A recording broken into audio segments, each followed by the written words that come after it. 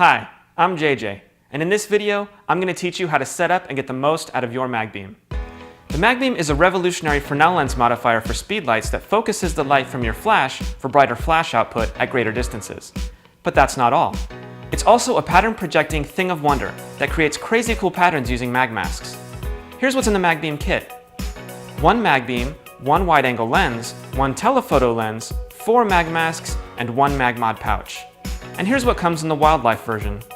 One MagBeam, one telephoto lens, one Magmod pouch, and one mag grip. Now there's a right way and a wrong way to install these lenses.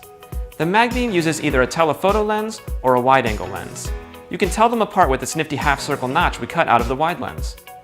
These lenses are awesome, and they have an important feature in common. They have these really fun grooves that feel weird when you rub your fingers on them. The telephoto lens is used to focus light into a tight, more intense pattern. The wide-angle lens is used to project the designs on each mag mask.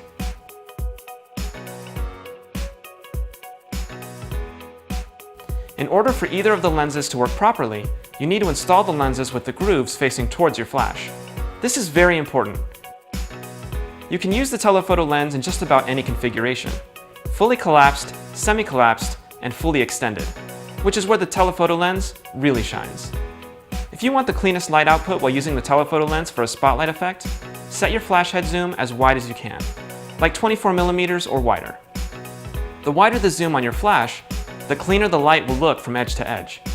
If you want the highest flash output possible with the telephoto lens, which is what most wildlife and bird photographers need, then set your flash head zoom to 70mm or greater. Between 70mm and 200mm, the output is essentially the same. The wide-angle lens, on the other hand, will only be effective when the MagBeam is fully collapsed. There's some incredible mathematical precision at work here, and if you try to use the wide lens with the MagBeam extended, math is going to kick your butt.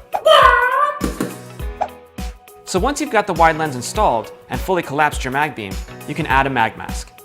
Mag masks are made out of thin sheets of stainless steel, and they're used to create different patterns of light. Because they're thin, be careful while handling them, as they could be sharp. We haven't cut ourselves yet, but it's probably a good idea to keep them out of reach of small children. But JJ, how do you install a mag mask? I'm glad you asked, Trevor. Installing a mag mask is super simple. In fact, you've basically already done it if you've used any of our mag gels. The mag masks share the same geometric shape and fit into the integrated gel slot at the base of the MagBeam. The mag masks will only work with the MagBeam, and only with the MagBeam's integrated gel slot. Trying to use the mag masks in any other way will leave you scratching your head in confusion. That's great, JJ, but how do I collapse and extend the MagBeam? I'm glad you asked, Trevor. Extending the MagBeam is easy. Simply hold the base of the MagBeam in one hand and the top of the MagBeam in the other hand. Then, while gripping firmly, separate your hands using a quick motion, like this. To collapse the MagBeam, simply grab onto the top sides of the MagBeam and pull the next section towards it, like this. Repeat this step for the final section until fully collapsed. It might take a few tries to get the hang of it. And for all of you wildlife photographers, here are a few tips to make sure the MagBeam performs at its best. Depending on your wildlife photography flash setup, you'll need to calibrate the angle of the MagBeam for proper illumination in the center of your frame. Each flash or lens might require a different amount of tilt for proper calibration. To start, install the mag grip on your flash and angle it backwards by pushing the top side of the mag grip towards the back of the flash. Make sure it's even from side to side. With your flash mounted to your camera, take a photo using a wide-angle lens to capture the entire flash exposure. It might work best using a tripod in a darker environment and taking a photo of a flat surface, like a wall. If you can't locate a dark environment, just make sure your flash exposure is much brighter than your camera exposure so you can see the MagBeam's pattern easily. If not, you'll want to adjust the mag grip's angle to properly center the flash exposure. If the flash is appearing too low in your photo, angle the mag grip backwards to raise the beam of your flash. If the flash is appearing too high in your photo, adjust the angle forwards to lower the beam of your flash. If the MagBeam's concentrated flash is in the dead center of your photo, then you're ready to shoot. Oh, and by the way, the MagBeam's Fresnel lenses can act like a magnifying glass, which means they could be used to focus light and burn things if used improperly.